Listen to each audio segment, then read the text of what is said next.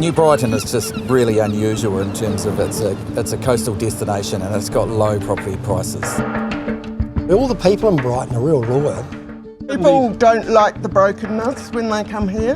They see empty lots. They should revamp it like how it used to be. Brighton doesn't need fixing, Brighton needs tidying up. You listen to the stories of the old and what they talk about, it was spectacular, it was the place to be. And people are still hanging on to that, and people want to see that happen again.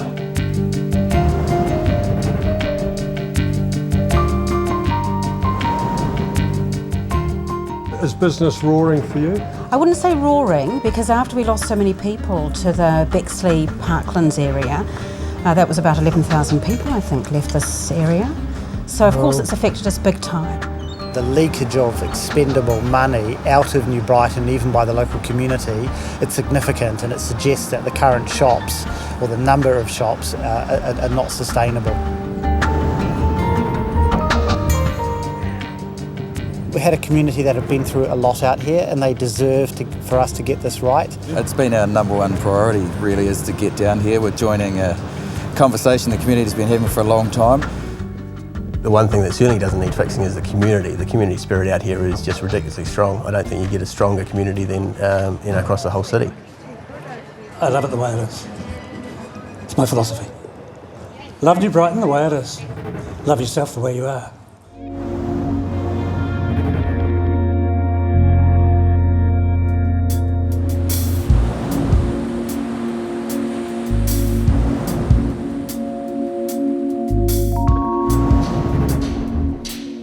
All these shops that are empty, and what do they do? I don't know. The empty shops are no good.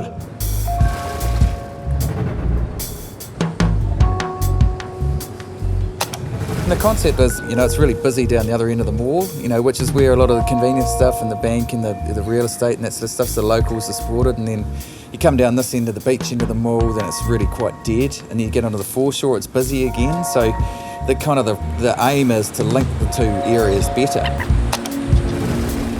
The original concept for hot saltwater pools, for a promenade project, they were ideas that were put forward by community groups. I think the hot pools is a good idea.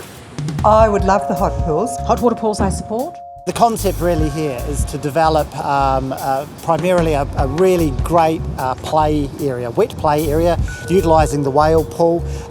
We might want to move it closer this way, so as people are sitting out by the cafe here, and we've got the great little seating area there that they'll be able to watch the kids play in what will be a high quality play area in this part of the foreshore.